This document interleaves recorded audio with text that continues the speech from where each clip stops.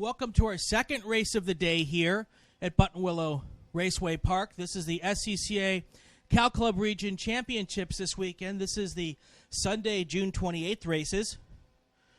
We're getting ready for our Group 4 race, our second race of the day. Here is your starting order for Group 4. On the outside of row 3 is going to be Robert Kelly in the number 88 car. That's a GT2 Camaro. On the inside of row 3 will be Paul Gasson, car number 45. He is in a Ford Mustang from Fallbrook. Row 2, Anthony Jimerson. On the outside, he's in the number 22 E-Production RX-7. He's from Vallejo. On the inside of row 3, Craig Stevens in car number 32. That's a GT3 RX-7. He's from San Marcos. From North Las Nevada, Tim Rankin is the outside of your front row. He's in a number 33 GT2 Corvette. And your pole sitter is in number 16, Joshua Pitt. He's in the S Production Monte Carlo. His pole time was 149.843. That's an 86.5 mile per hour average speed. All right, we're waiting now for the leaders. We're waiting now for the leaders to come onto the main straightaway here.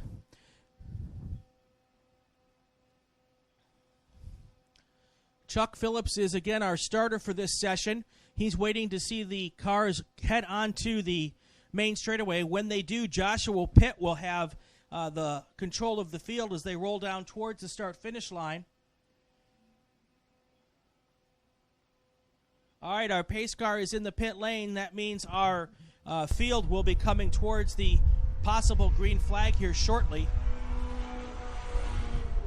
We've got a couple of stragglers now. We have one car that's just, we are racing, and we have one car going up the center. That's the 6 car. The 6 car heading towards the front. Not quite sure who is in that car. But we had 2 cars make it late to the grid. One got out, but was a half a lap behind the field with the start line. And then a second car here is now going out from pit lane, which is a big disadvantage as well. So this is one of those situations where getting your car to the grid on time, if you don't do it, can be really detrimental to your chances in the race. I'll figure out here in just one other second what the other straggler was as far as getting to the start on time.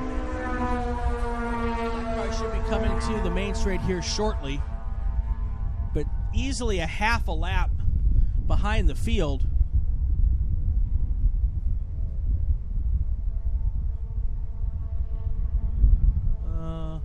All right, our main field now has gone through the dog leg and is at Riverside.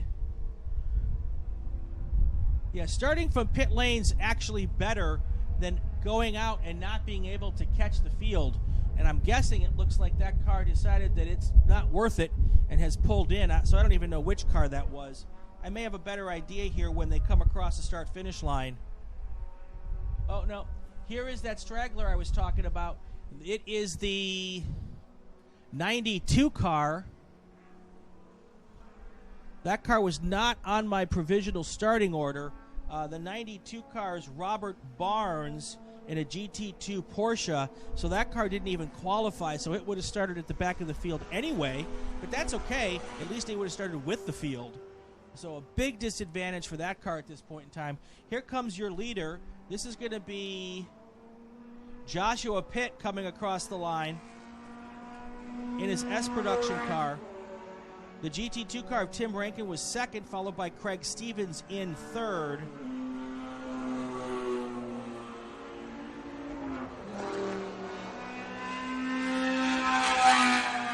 And I believe the car that started from pit lane was the 88 car of Robert Kelly, but it's not registering a lap there. So we'll just have to see what happens with that. All right, so that's the way it looked at the end of the first lap. I will tell you, though, that car that started late is going to get lapped very quickly here because Joshua Pitt is coming and coming fast as he goes through the dog leg and down to Riverside. It looks like that car is going to yield to the leaders and let them by here as they go through Riverside and the leaders head up towards Phil Hill. Not the way you want to start your session. It's also possible that car decided they were going to use this session as a test session anyway. Sometimes that happens. But anyway, so that's going to be a back marker that the leaders are going to have to deal with early, and usually it takes, 5-6 laps before that happens.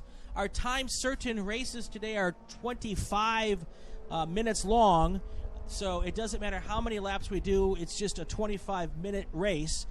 We've been getting between 12 and 13 laps, give or take, a lap in either direction here for these races today.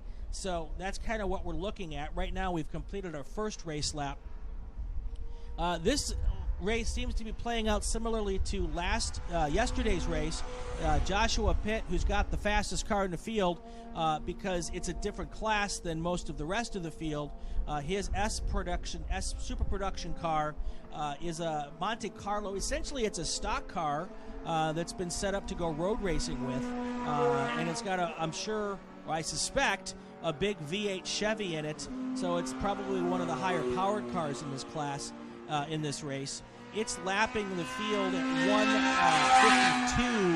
1:52, and has already been able to gap out a 2.6 second lead over second place, the GT2 car, the Corvette of Tim Rankin. So, but what you have to remember with multi-class racing, those cars really aren't racing each other. So Pitt is in a super production car, an SP car, and then Rankin is in a GT2 car. The next closest class battle is third and fourth overall. Craig Stevens is in the GT3 car. Scott Graham also in a GT3 car. There's 4 seconds separating them at this point in time.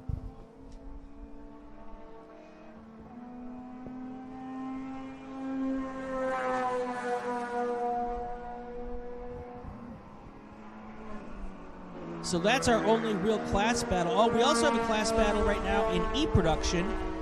In 6th and 7th overall, Anthony Jimerson, he is in first place in E-Prod with Brandon Drazy in the 02 car, 1.8 seconds back. So that's another class battle that could develop into something fun to watch here as this race goes on.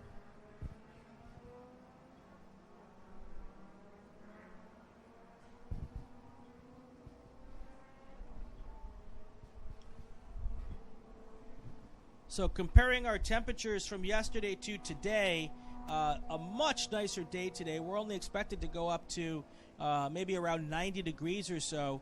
Yesterday, at the heat of the day, it was 107. We finished racing just right around when it hit 100. We're starting earlier this weekend because of the temperatures. Right now, it's a very comfortable 84 degrees outside.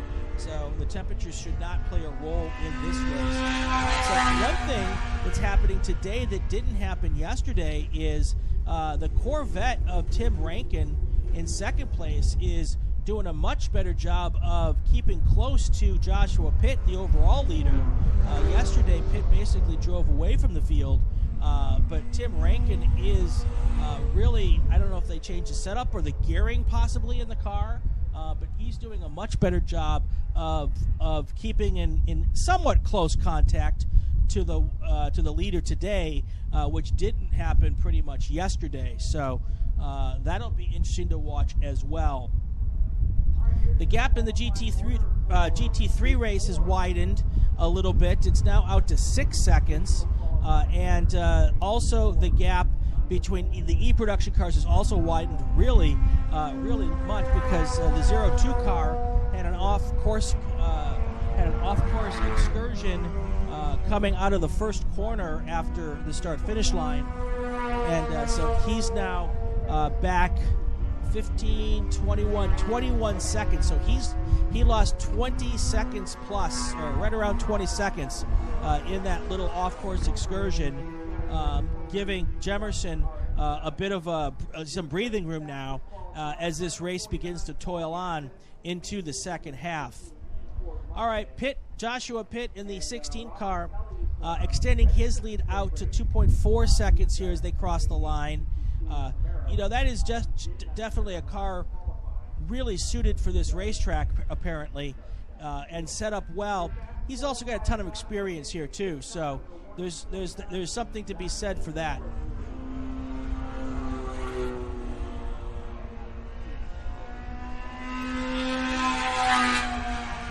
reports that the 92 car is having possibly some engine issues. We'll keep an eye to see whether or not that ends up with him coming into pit lane. That's the Robert Barnes car. The 88 car is already retired.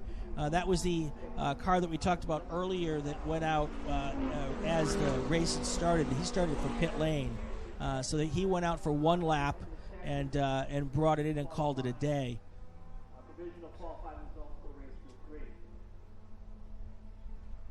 Race group 2 to the grid. Race group 2. So lots of fun here today at Buttonwillow Raceway. We really enjoy having everyone out here as we contest our first races since we had to do the lockdown for COVID-19.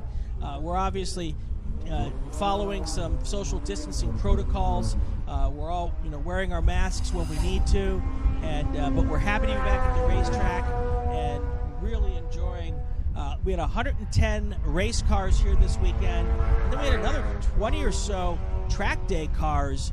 Those are our time trial cars that you can come out with your street car and a helmet and join us on the racetrack and learn a little bit about what we do and whether or not it's something you might want to take a little further and become a competition driver. Information about our track day sessions you can find on our Cal Club website, calclub.com. So it's been just a really fun weekend so far. We really appreciate everyone who's come out to have some fun with us here. All right, we've now gone to almost 10 minutes in. We've completed 5 race laps. The running order hasn't changed up at the top at all. Right now it's Joshua Pitt, Tim Rankin, and Craig Stevens are your top 3. And they are also your class leaders. Pitt in SP, Rankin in GT2, and Craig Stevens in GT3. Stevens has a 10, almost 11-second lead over his closest GT3 competitor. And in E-Production, your class leader is Anthony Jimerson, followed by Brandon Drazy. As soon as Drazy comes across the line here, I'll tell you what the gap is. It was about 21 seconds last time I checked. That was Drazy. Now it's been extended to almost 31 seconds, the gap between E-Production leader and second place. So that's what we're seeing right now. I'll give you a full field rundown here in about 2 minutes after we get to the halfway point.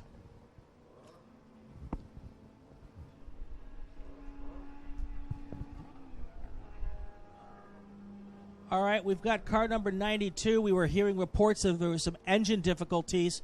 That car has pulled off the track safely in what we call the drag strip area. That car is the Robert Barnes car. So that car will end up sitting there for the rest of this session, and they'll pick it up at the end of the day or at the end of the session here. So Barnes will sit there for another 12 minutes or so, 13 minutes, and then we'll go collect that when the race is over. Thankfully, he helped all of us out by putting the car in a safe spot. We appreciate that. If you see him, give him a pat on the back so we don't have to take any extreme measures to get him to a safe spot. So that's a good, thoughtful driver making that decision to park it where he did. It's also possible that's where the car died and he had no other choice, but I'll give him the benefit of the doubt. All right, we are at 12 minutes in, which means we've got 13 minutes left in the race. We're coming up on the halfway point. I'm Brian Polanski with your race call on the Racing Network today.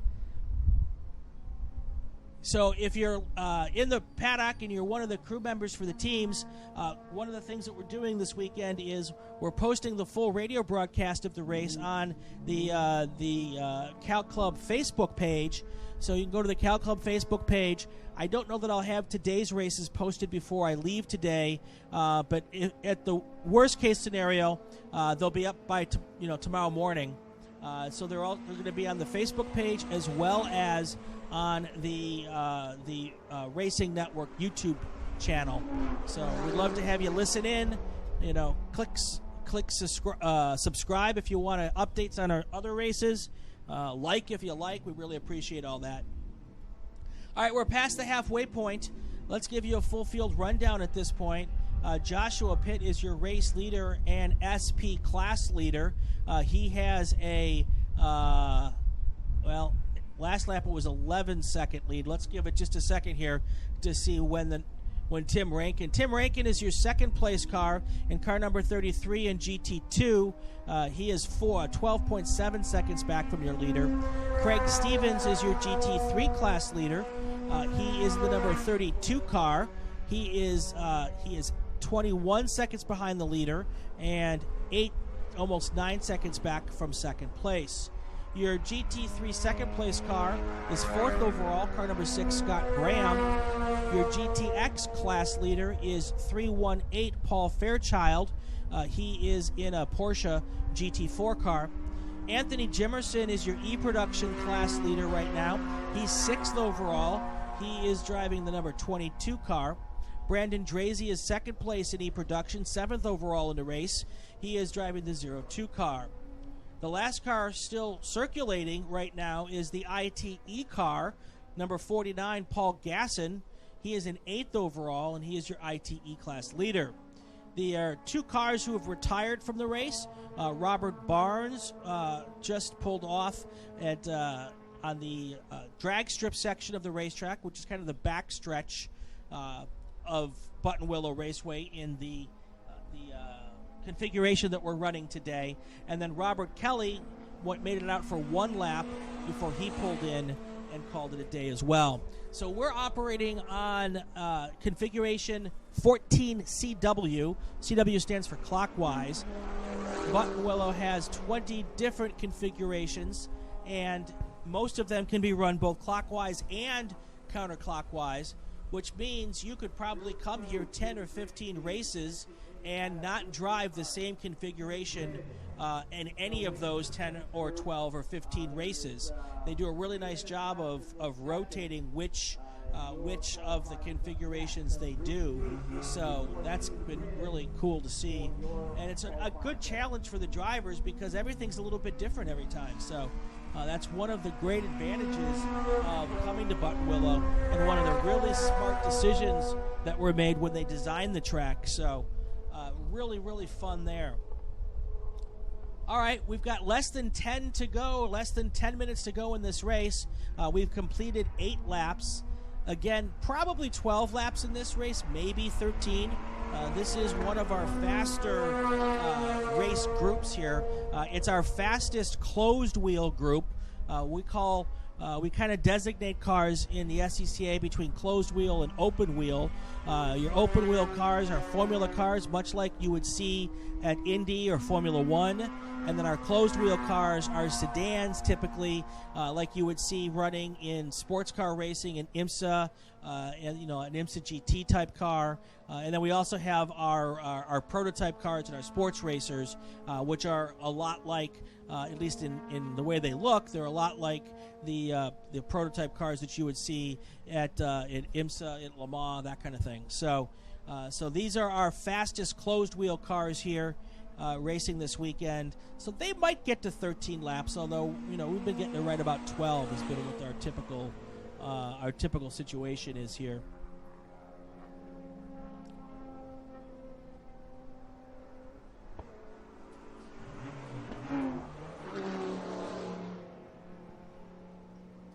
There you go. Group 3 to the grid. Group 3 to the grid. We are less than 10 minutes before this session is over. Group 3 is our IT cars, our Pro 7 cars, H production, F production, B spec, GTL, STL. So Group 3 cars, please come to the grid. You will be going out after this race is over.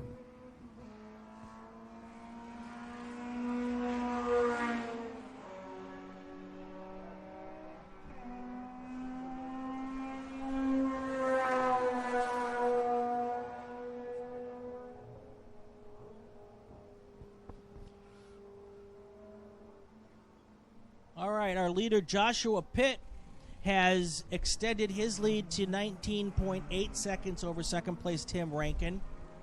Craig Stevens is third. Paul Fairchild is moving up through the order. He's in the Porsche GT4 car. He's in the GTX class, the class leader there. Be interesting to see if he's able to move up into the 4th spot in this overall rankings here. Due to technical problems, the end of the race was not recorded. We apologize for that. Here are the finishing results for Group 4 on Sunday. They are as follows. Your winner was Joshua Pitt in S Production. He was your S Production class winner and your overall winner. Your GT2 class winner was Tim Rankin. He also finished second overall. Your third place overall finisher was Craig Stevens. He was also the GT3 class winner. Paul Fairchild finished fourth and won the GTX class. Scott Graham was fifth. Brandon Drazy finished sixth and won the E-Production class race. Paul Gasson was seventh, and he won the ITE class race. Anthony Jimerson finished eighth. Robert Barnes and Robert Kelly were both not finishing at the end of the race. Neither one of them completed enough laps to be considered a finisher. That's your full field rundown for Group 4 on Sunday at Buttonwillow Raceway.